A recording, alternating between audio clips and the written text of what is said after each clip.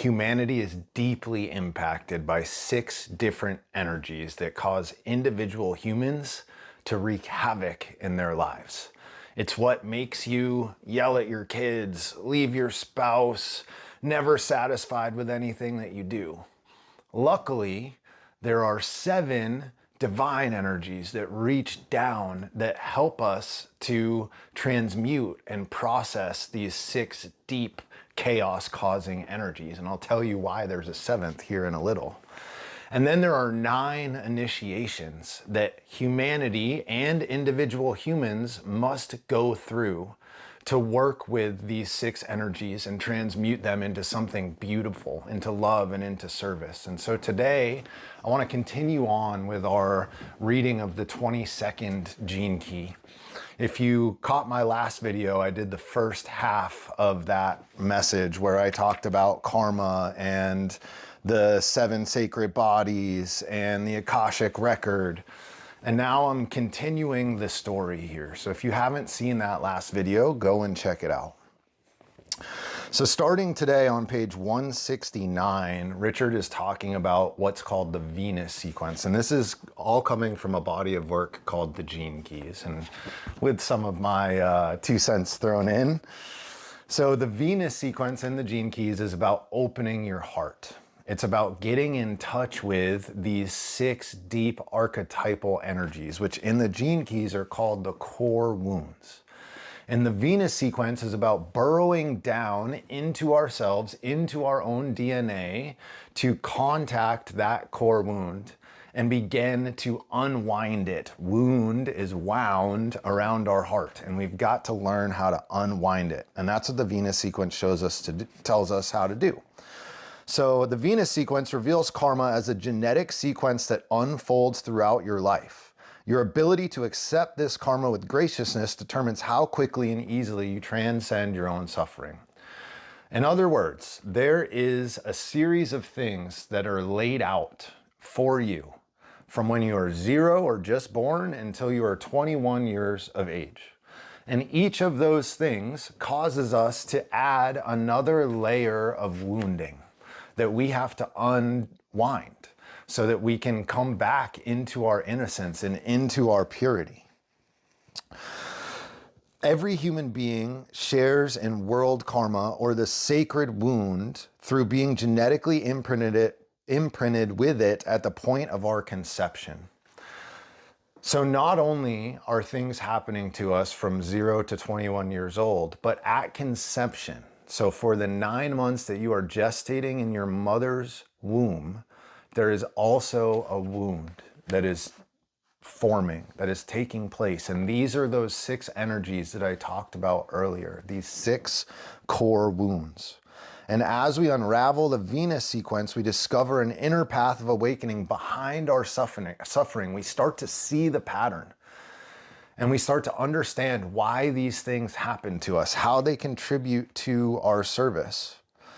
And eventually it leads us all the way back to these deep, deep energies. So the 6 core wounds, these 6 energies are repression, denial, shame, rejection, guilt, and separation. And I'm going to briefly touch on each one of these things. However, the last wisdom call that I did, so if you go back a couple videos on the channel, I went in depth on what these core wounds are as individuals, what the energy shows up as when it comes out into the world, what it means on a collective basis, and also how to heal, both from an evolution and an involutionary standpoint, each of those wounds. So it's definitely worth your time to check out that video. But basically, we can tell ourselves a little story with these 6 core wounds. So first, we try and repress this deep-seated fear. That's ultimately what this repression is about. It's this feeling of separateness, this feeling that we're alone, that we're on an island, that everything's not going to be okay. Then the next step, because we can't deal with it, is denial. So we pretend like it's not there. We get lost in distraction, or we cast it out onto somebody else and we blame them. We get angry at them. Then we come into shame. because we weren't able to own that wound, and we recognize the pain that we're causing others. And so we start to feel this shame. We start to feel that we are a bad person at the core of our being and nobody else is like us and we're just rotten. Then, because of that shame, we step into rejection. So you're ashamed, you go back out into the world looking for a sense of peace, a welcoming to interact with humanity again. And what are you met with? But rejection. Further just closing our heart down, isolating us, turning us frigid and cold to people, disengaging us from the world. And then because of that rejection, as the rejector, we have this guilt, this deep-seated guilt. And this guilt is more impersonal than the shame. It's like the guilt of humanity. It's the, why can't we just get it together? Look at all these people dying, these people that can't eat, these children that don't have health care. And then finally, separation.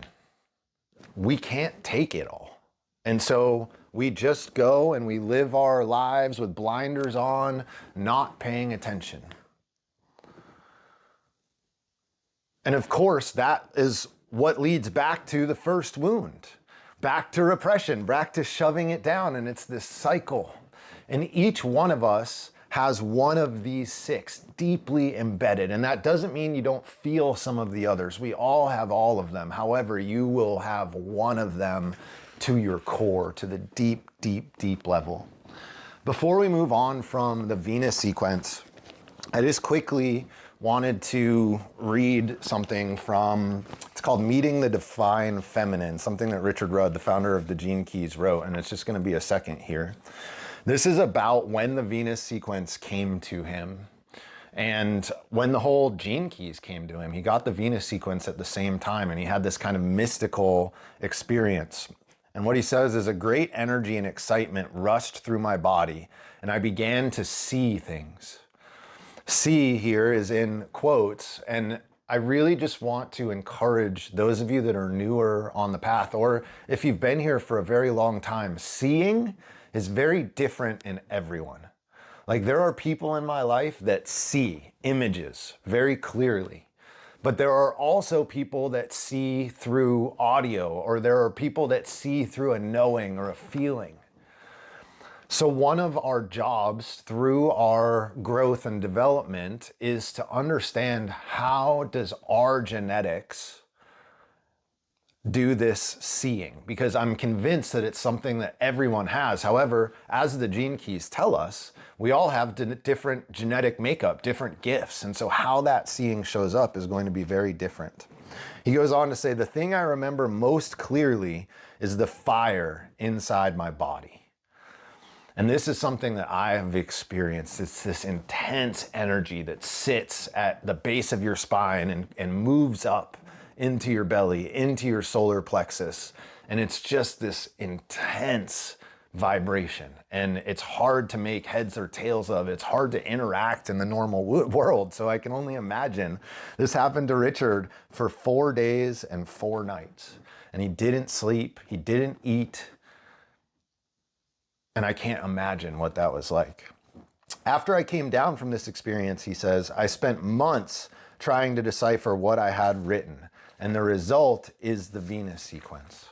So when we have these visions, it takes time to unpack them. Be gentle, be patient, have self-inquiry, do contemplation. Those are the 4 tenets of the Gene Keys philosophy. It takes time for the energy to come into form. That's what the 60th Gene Key is all about. And so just be with it, be present to it, listen, and it will start to show up. And then the last idea that I want to get across here is the one thing and this is from Richard now, the one thing I try to make clear to anyone who comes to this knowledge is that it isn't knowledge and it isn't another system. It is a living Dharma transmission. It came to me as a transmission and it passes into others as a transmission regardless of what our minds may think. Because the Venus sequence is living presence, it cannot be mentally understood, but can only be grasped intuitively. This is the gene keys. All of it, not just the Venus sequence. It is what's called in the Tibetan lineage a dharma. It is this hidden wisdom that waits. It waits in the Akashic record. It waits in the field for the right time and the right person. And then it makes its way out into the world. When you're reading this, and when you're reading every wisdom book, you're not reading the words. You're allowing the transmission, the energy to come into you. So if you take anything away from this video, let it be that. Read to feel the energy moving through you, opening in your DNA, opening in your belly, making your spine bigger and longer. Feel it tingle in your throat. This is a living, breathing wisdom. Moving on now, we're gonna talk about how we can heal those 6 deep, deep wounds. And it happens through this idea called the 7 sacred seals. So there are 6 wounds, 7 seals. Why? Well, the 7th seal encapsulates all of them, right? Through the creation, there were 6 days of work, and then the 7th day was different. There was something outside of it. It encased it all, and that's the same here. In the sacred book of Revelation from the Bible, St. John the Divine wrote down his famous description of the apocalypse, the so-called judgment day, where all world karma is finally redeemed and all human suffering brought to an end. I'm reading the Bible right now, cover to cover, and I actually am really close to done. I'm probably 90% of the way through it. And reading it now versus, not that I was very religious growing up, but I definitely had exposure to different verses and different things. It is so eye-opening to read it with spiritual eyes and to see the allegory and to see the metaphor and to just understand. It's like Jesus said, those with eyes to see, see, and those with ears to hear, hear. But you have to learn how to cultivate those eyes and how to open those ears. In allegorical form, St. John describes the sequential process of the opening of each of these 7 seals by an angel and the subsequent unfolding of the 7 stages of the apocalypse itself. So in the Gene Keys wisdom, there's this teaching called the 7 sacred seals, which I'm about to walk into, but each of those 7 seals has an archangel associated with it. For example, the 7th seal, which is grace, tied to this 22nd gene key that we're working on right now, the angel is Safkiel. And we've got Gabriel and Sadkiel and Haniel, and they all are tied to this light that emits a different quality and makes its way into our being. So each of the 7 seals and its accompanying angel represents an agent of grace, and involving. So we have evolving, reaching up, and involving, reaching down from the heavens, spiritual force, or siddhi, which is S-I-D-D-H-I. If you're not familiar, it is the divine expression of a certain energy. And it descends from the higher vehicles, directly affecting human DNA. So last time we talked about the 7 subtle bodies, and we have our higher bodies and our lower bodies. And our higher bodies, being the atmic, the buddhic, and the causal, they start to reach down into our DNA and cause shifts and changes and impacts that begin to loosen this wound up wound that's been wrapping our DNA. The apocalypse is really a biological phenomenon, a judgment day within our genes as a new species of human prepares to be born. So the judgment day is inside each of us. It's not this external day that we're waiting for. Just as the Christ is about bringing Christ consciousness to life inside of you. You too must go through this crucifixion and rebirth. So now into the 7 sacred seals themselves. Each of these seals is a divine code sent down from higher consciousness to heal a specific aspect of the sacred wound, which is those 6 energies that we started with. The first one is divine will, and it is the thing that heals repression. And it refers to repression, the very storage within our DNA of all of this collective karma that we carry in our non-coding or junk DNA. And we're repressing all of that karma. We're fighting against it. We can feel it because we're separate. We can feel it bubbling up with us our entire lives. And it is because of the layers and layers of karma in your DNA that the higher subtle bodies are obscured from your awareness. So it's why we go vast swathes of our lives only thinking that we have this physical body, that we have these emotions, and that we have this thought. And for a lot of us, myself, either the astral body, the emotional body, or the mental body almost doesn't exist. So we have like this physical experience and either a mental or an emotional experience. But in reality, there's so much more happening, but we're blind to it because of this repression, this tightness, this wound that stops us from seeing what's happening. Karma is a deep physical tension expressed as fear, and it inhabits every cell of your body. So this fear that we feel in the background, this anxiety, this panic, it's actually our ancestral karma that is waiting for us to turn towards it, to unwind it. Only through the grace of the 40th city can this karma be transmuted. The 40th city is divine will, which is the only force powerful enough to transform all of the layers of tension. Divine will actually just means relaxation, because we can let go, because there is this divine force that is controlling everything. And that doesn't mean we don't continue to show up. We don't do our best to be of service. It just means we don't get all uptight and hold tension and need to control things. The second seal is opened by the 17th city of Omniscience, and its job is to release the wound of denial. So if your core wound is denial, it's a tough one because you're unable to see and take responsibility for your own negative behavior.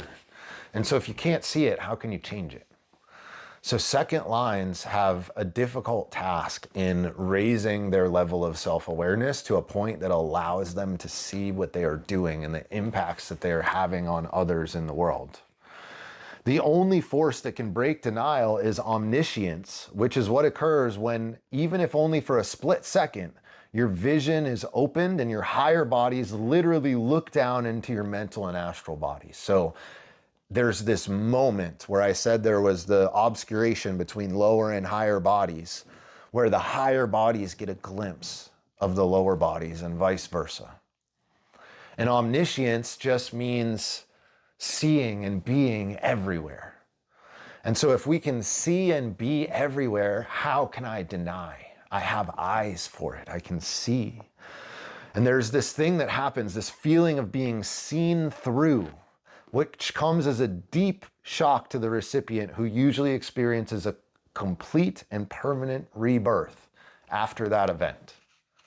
So there's this, it's like a before and after moment in your life. Before this thing happened, you saw the world one way. After this thing happened, you recognized the denial that you were in. And once you see it, you can't go back. Then we get into the third seal. The third seal is opened through the 25th city of universal love. So the seal heals the human wound of shame. And shame is brought around from this deep feeling of unworthiness, that we are not enough, that we're not good enough just for being ourselves. And it's out of this feeling of deep shame that the whole world of hierarchy and competitiveness has come about. So because we feel ashamed, we have to prove ourselves to the world. Because we feel unworthy, we start to compare. And we start to think, well, if I just have this car and this house and this thing, then I'm better than this other person. And in that way, it makes the shame kind of, it shoves it down, but it doesn't get rid of it. It just masks it for a time until you get used to that thing that you got. And then there the shame is again. And so we're constantly just in this cycle of going out and trying to heal our shame from the outside in. Shame is obsessed with hiding, but universal love shows you that no matter where you hide, love is still there. You can't hide from love. And when it contacts you and you feel it inside, the shame just starts to melt away. And it is through the opening of this third seal that you finally begin to enjoy life for what it is, rather than always chasing some ideal future. When you feel unworthy, you just constantly think, if I just have this next thing, then I'll be worthy. Then I'll be enough for the world. But it's constant. And I'm sure many of you have experienced this. I did with my last business. It was like, okay, as soon as I hire this employee, as soon as I have this many members, as soon as I have a month of this much revenue, and then I would hit those things and the goalpost would just move further out. And it's because I was trying to cover up that unworthiness, that shame.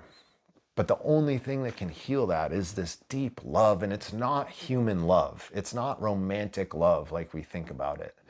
This is love of God. This is light, if you will, is another word for it. The fourth seal is opened by the 43rd city of Epiphany. And Epiphany heals the wound of rejection. So Epiphany is a shattering experience in which the higher three bodies reach down into the lower bodies, opening the heart from the inside. So this is actually the seal that I'm working with, although I'm about to move to the third seal. And it is this crackling, alive, iridescent experience. It's catalyzing is the word that he uses. Like it gets you to take action. It's all of a sudden, the world feels warm again. Once human beings overcome the fear of external rejection, which is what this heals, they become pure agents of grace through their friendliness, openness, and honesty.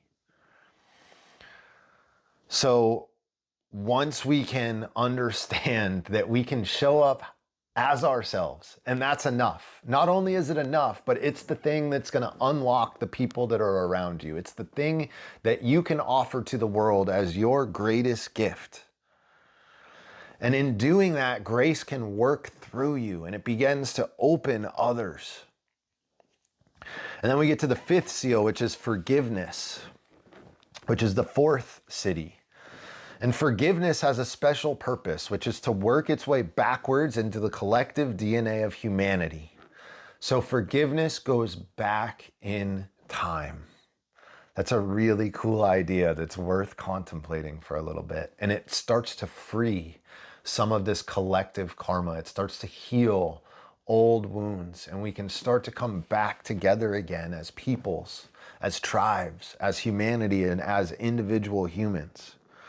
It releases many karmic blocks that plague the various gene pools. The fifth seal is specifically targeted to heal the patterns of unconscious guilt upon which karma is built.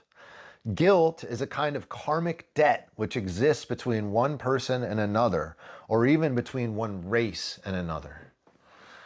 So guilt is this feeling that we've done something wrong. And it doesn't even need to be something we've done wrong, right? That's what I was saying. Guilt is a bit more collective than that. It's like the wrongs of our forefathers. And because of those wrongs, we have this karmic debt that lives inside of us, this guilt that we need to learn how to heal. And it is forgiveness that releases those bonds of karma.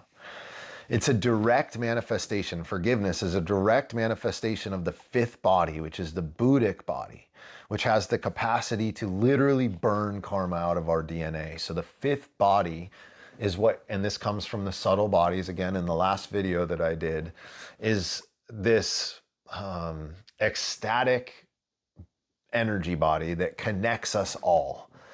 When you hear people saying we are all one, that comes from this Buddhic body. It's this feeling that I am you and you are me. And it is what drives forgiveness, because we start to understand other people through the lens of our own wounding. The sixth seal, which is the final stage in the sequence, because remember, the seventh encapsulates everything, delivers the coup de grace as it heals the ultimate human wound, that of separation. Because to most of us, the higher realities of our true nature are obscured. We have essentially been separated from the divine for most of our lives. So as I said, there is this world of miracles that is happening around us. And because of the density of our lower bodies, we're just not able to see it. And so we're separated from divinity, and it causes us to just wreak havoc. Because we feel this separation so keenly, we constantly seek fulfillment in the outer world. Ironically, it is this very seeking that keeps us from experiencing our true nature, which is to be found deep within our own suffering. So the 56th gene key, which I have in my profile twice, is the shadow of distraction. And that is what this is talking about here. We are distracting ourselves away from this deep, deep hurt. And by distracting ourselves away from the hurt, it can never open to us. And so our seeking is the very thing that is keeping us separate. The opening of the sixth seal is made possible through the 63rd city of truth. Through the opening of this seal, every individual will come to know their true nature as an aspect of one vast consciousness. So truth, this is capital T, truth. This is quiet. It is peaceful. It is the atmic body, the divine mind, this sense that consciousness is at the center of everything and there is nothing to do. And then we have the seventh seal. In the book of Revelations, the opening of the seven seals is surrounded by layer upon layer of rich apocalyptic imagery. And that's why it's so important to read these things with spiritual eyes, because you can see what is the actual message. Although I have not gotten to Revelation yet, and my understanding is that it is a whole other level of understanding and eyes that are required. The seventh seal involves 7 angels and 7 trumpets which sound on the final judgment of humanity. And the seventh seal is the spirit of grace itself. So it is divinity reaching down to help us through this entire process of unwinding these core wounds. It is like the rainbow that appears after the great storm, bringing complete transfiguration, complete rebirth, a reordering of our DNA and how we show up in the world. The seventh seal represents the final absorption of all the previous 6 layers of the human aura into the monadic body or the primordial essence. So all of us returns to the ocean of consciousness, and our little droplet gets to go back home. At the collective level, the opening of the seventh seal refers to the coming of the final human epoch and the return of the human race to its original Edenic state. So this is a return to paradise. This is heaven on earth, Shambhala, if you will. Okay, last bit here, we're going into the spiritual initiations. So as I said, there are 9 initiations. All human stories enact the same mythic process or storyline. So we're all going through the same journey. Joseph Campbell called it the hero's journey. We all have to walk through these archetypes. And there are different initiations along the way that signify different things as to where our soul is in the path.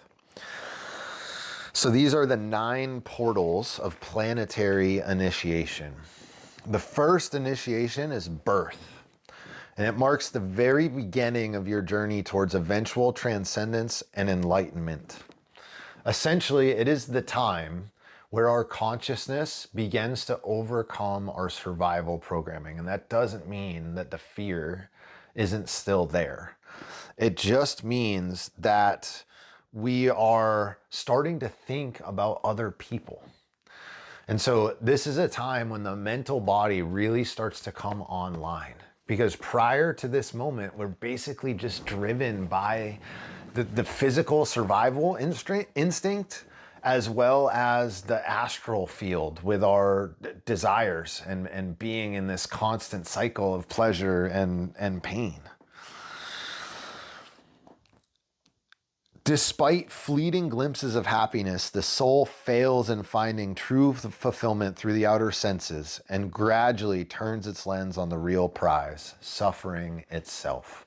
So once we realize that the survival instinct and all the things that we do there don't satisfy us, and then all of our desires and pleasures, we realize that doesn't satisfy us, then we start to actually turn towards the nature of suffering and try and figure out what is happening here and how do I fix it? For the first time, the soul must consider its own nature. It's a birth out of selfishness and into service in its broadest form, and it's marked by the ability and willingness of an individual to accept responsibility for his or her actions. So it's about owning your life and what's happening. You don't even need to live a spiritual life for this first initiation. It's just about recognizing that there's more than just you in the world. After the first initiation, the soul becomes aware that that greater pleasure is derived from giving than from taking. And this becomes the foundation of the higher life. There's no set of beliefs or any common mission that unites these people save that of wanting to leave the world a better place. So they can be spiritual, opinionated, dogmatic, but they just can't be indifferent to suffering. That's the first initiation. Then we get into the second initiation, which is called baptism, which is very different from the first one. The first initiation is a general buildup of human goodness. The second comes as a surprise because the Spirit of grace descends down and we feel it for the first time. It's this sudden immersion in the higher frequencies of your own higher vehicles. It's for the first time we feel this feeling that there's more here that we never noticed. There's this thing inside of us that is pure and that brings us so much joy and so much peace. And it's just a moment. It is a touch. And that is the baptism. We just feel it. The duration of that experience varies greatly from person to person. As the higher frequencies subside, the lower bodies are left with the task of recalibrating and readjusting to the influx of new frequency. So this can leave people like, what the heck do I do now? It's like a total frame shift. It can be very destabilizing. And sometimes people just go right back to how they were because they can't make sense of it. And it's just too hard to understand or deal with.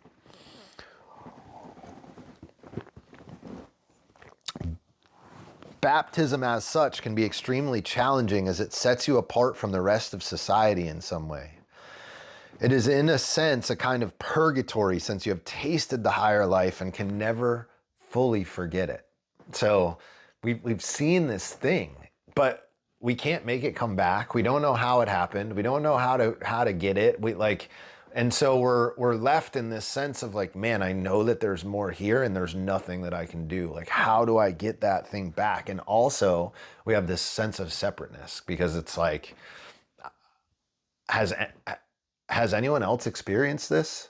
Am I different? Am I special? Am I like, it can be really hard. If you're able to handle the frequencies of the higher bodies and can incorporate the experience cleanly, grace will periodically revisit you and baptize you again and again in the higher frequencies of the causal body. There will be more opportunities as long as you hold your intention and your heart pure.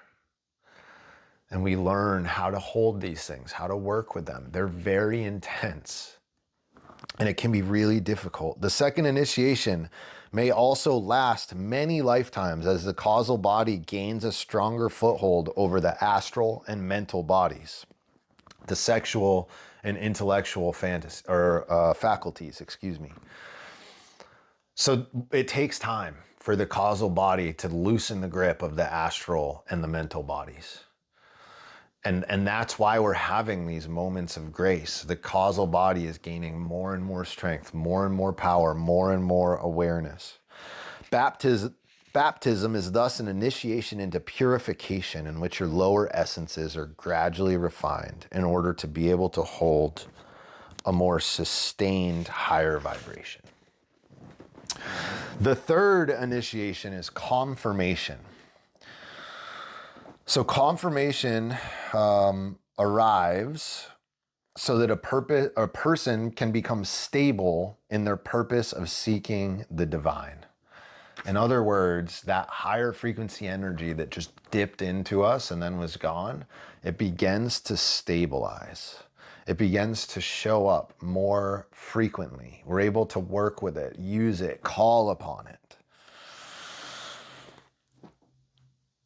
The third initiation, the seeker has a taste of the sixth initiation and very faintly detects the echo of the ninth initiation. And that's because these initiations are laid out in threes and triples. And just like in the last video, I talked about the first body, the physical body, having a resonance with the fourth body, the causal body, and the second and the fifth, and so on. Here, the third initiation ties to the sixth and the ninth, the first to the fourth and the seventh, and so on and so forth. It denotes, this confirmation denotes having reached a stable frequency in which your commitment has been tested and found strong, and your lower nature has shown itself to be capable of some degree of sacrifice. So we start to be able to hold this frequency because we start to sacrifice our desire nature. We start to sacrifice our lowercase s self for service and for the higher self. Also, in addition to that, commitment.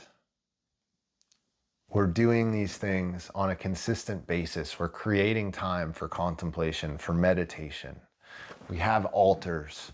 We say mantras. All of the things that anchor you in these higher frequencies take commitment. Here at confirmation, you will grasp the certainty of your final goal in which your lower nature will be sacrificed to your higher nature. This is all about sacrifice. It's why the entire Old Testament of the Bible is about sacrifice. It's why Abraham was asked to sacrifice his son. The sacrifice must be of substantial value. We can't just sacrifice the easy things. That's not what gets us there. After the third initiation, it is no longer possible for you to leave the path of initiation, even though you will inevitably stray from it at times. There's no going back from here. This is a level of frequency in which you become used to more regular periods of contact with the higher vehicles. The pathway between the causal body and the mental body is well trodden, which means that simply by heartfelt invocation, you can now call upon grace. So because you know how to merge your heart and your mind, which is how we get to the causal body, you can now do it on demand. And we begin to be able to swim in those higher frequencies. And it is beautiful and impactful and totally changes how you show up in the world. The fourth initiation is matrimony. Matrimony is a birth into a higher dimension. It's a spontaneous inner commitment that greatly widens your awareness. The initiation of matrimony or marriage is your first step into a collective way of life. This is when we become married to the divine, where it becomes everything. When you realize that this is all about reuniting with the Godhead, and every desire that you have is a different flavor of that same desire. It's where everything in your life is funneled towards your spiritual ideal, your gifts, your service, and how you're meant to serve the whole and fulfill your part. That's why it's this collective way of life. The fourth initiation marks the beginning of the higher life in which your primary focus is to incarnate the causal body fully onto the physical plane. That means your life's work is now offered in service to the whole, and there is no difference between your work and worship. And it is a beautiful place to be. I get to read this book. I get to read the Bible. I get to take in all sorts of different wisdom teachings and then talk about them, because this is the initiation that I am in. And it's beautiful. It's indescribable, the peace that you feel. And that doesn't mean I still have these lower bodies, right? I still have fear. I still try and repress that fear. I still feel unworthy at times. I still worry about money at times. However, I have this thing in the back of my mind and in my belly, this knowing that everything's going to be okay. And I don't need to follow that. I can let it go, and I can trust, and I can come back to my sacrifices, my practices, my commitments, and ultimately my service. Your only true beloved is the higher self of your divine consciousness in this fourth initiation. You may recall that the causal body is the body of our enduring virtue, being the sum total of all that is good about us. So in the last video, I talked about during our death, all of the good that we've done gets sucked up into the causal body, and all of the shadow that we've caused gets kicked back out into the collective. So our causal body gradually gets refined and brighter over time. That's what he's talking about here. And after the fourth initiation, our lower nature becomes increasingly more organized by the causal body. So our physical, emotional, and mental bodies start to take orders from, I guess, or merge with the causal body.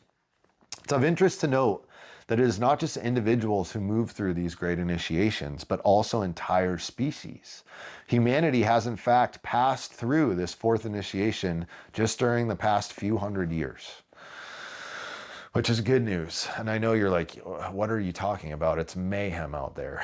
But I know that you can feel the number of people that are opening to this and the speed at which it's moving. Just, there's something different about it. Something has happened here.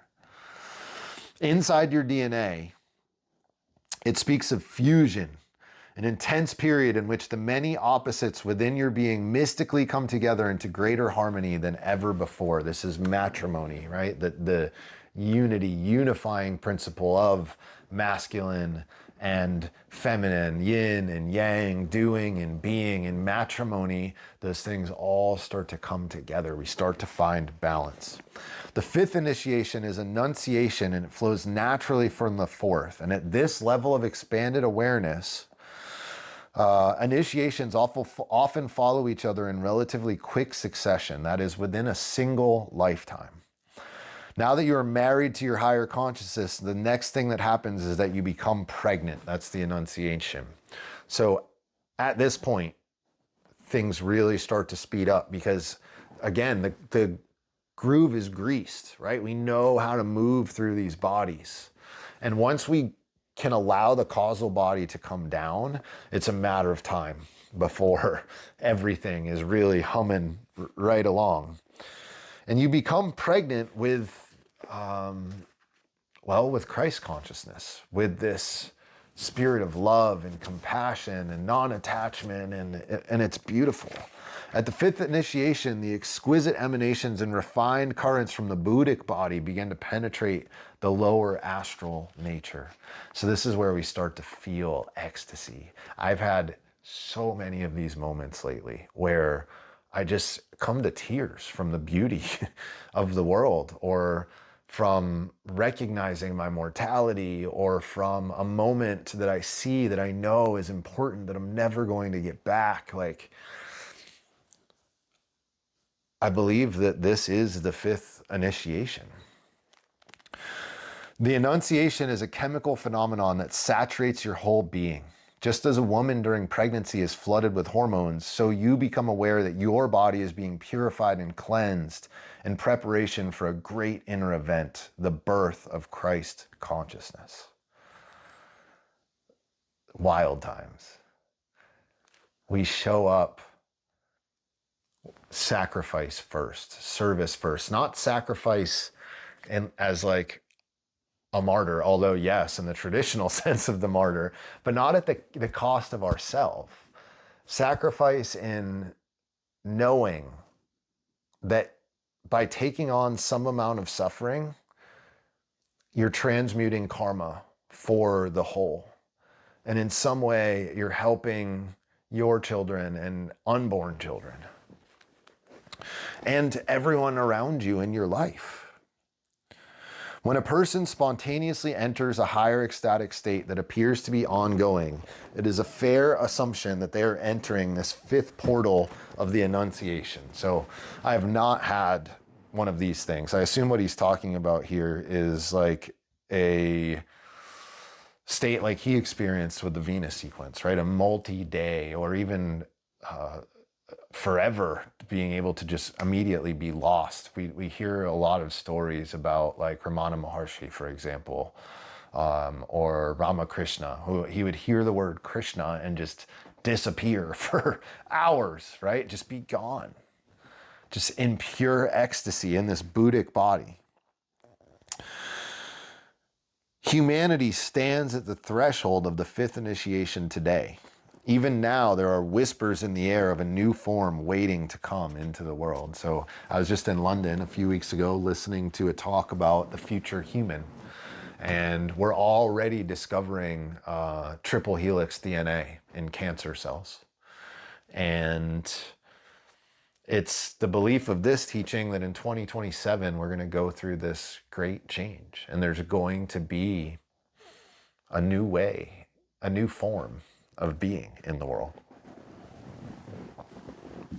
Doesn't mean we'll see it right away. It might take quite some time. That's a story for another day. The sixth initiation, and 7, 8, 9 are going to be quick touches, FYI, because they're past humanity. And so they're really hard to put in words. But this is the last kind of true one. The sixth initiation is the greatest experience a human being can have. This is the full awakening of the Christ consciousness in a human vehicle, which requires the death of that which identifies with the principle of form itself. We must die if we want to go through an awakening. People say that, but I don't think we recognize how painful this process of death is. This is not like a dark night of the soul, right? This is it. This is the scariest thing that you can possibly go through. And you've got to walk into it willingly. That's why it's an initiation.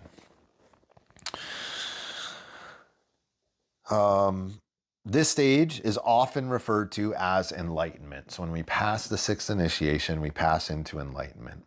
And the light referred to in enlightenment is the pure light of the sixth body, which is the Atmic body, which is born from within the Buddhic body and enlightens the three lower bodies. As it does so, it causes the causal body to dissolve. thus severing the link or bridge between the lower and higher worlds. In mystical terms, this involves the dissolution of the soul. So our causal body bridges the higher bodies, the divine bodies, with our lower, more human nature. And at this initiation, that bridge disappears and we merge entirely. We come together. And when that happens, the soul dissolves. And the soul here is the aspect of human consciousness that is drawn again and again into incarnation. Thus, it is said at the point of enlightenment that the indwelling awareness can no longer take incarnation and forever escapes the wheel of samsara, or illusion. So samsara are these wounds that we carry.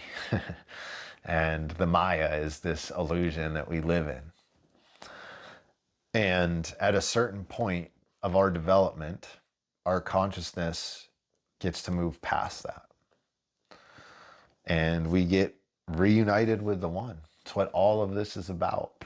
It's why our day-to-day lives and the stress that we carry about them are so silly. In entering this field, and so serious, I'm not blind to the fact that there are atrocities happening on this planet and that people can't pay bills and there's real things that are hard to deal with. And the paradox is, on another level,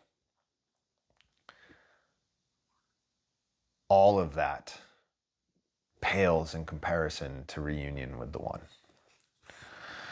In entering this field of frequency, you are transcending all sense of being separate from others. All right, moving on to our last three and the end of our video today. I feel like it's been long, so thank you for hanging on with me. The remaining three initiations are part of what's called the higher evolution, which lies beyond humanity and our human story. And as such, they are really hard to put into words. Also, there are certain, I found this interesting, there are certain binding oaths around them in order to protect humans from their dangerous frequencies. We've proven that we can't handle things.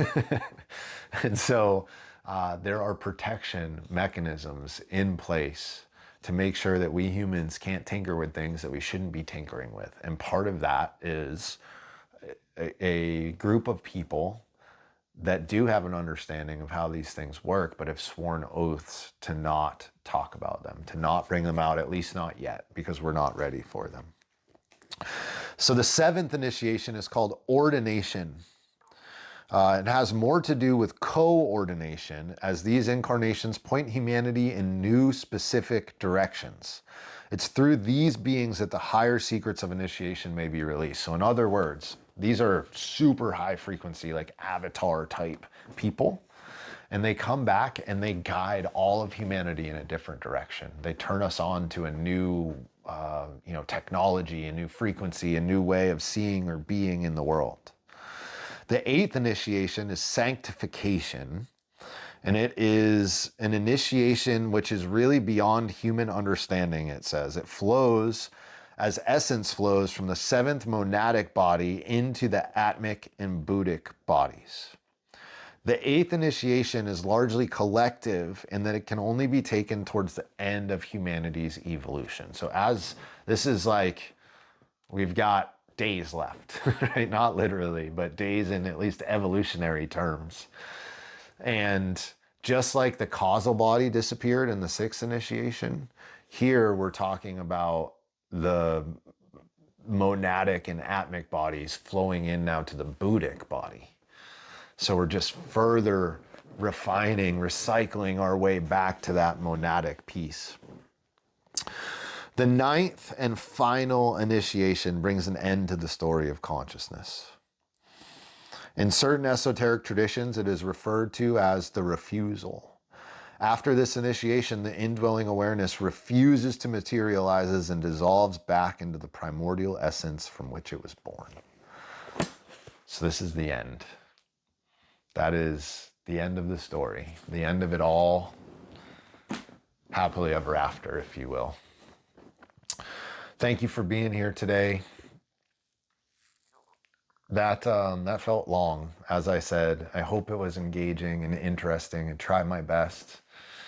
And I'd love to invite you. I've got a wisdom call on Thursday. I'm actually going to teach more about these 9 planetary initiations and try and give people a better understanding, because it was really hard for me to grasp and to understand. So you can sign up for that call in the description. It's totally free. You just have to pre-register. I'll send the link to you. Thank you for being here. Till next time.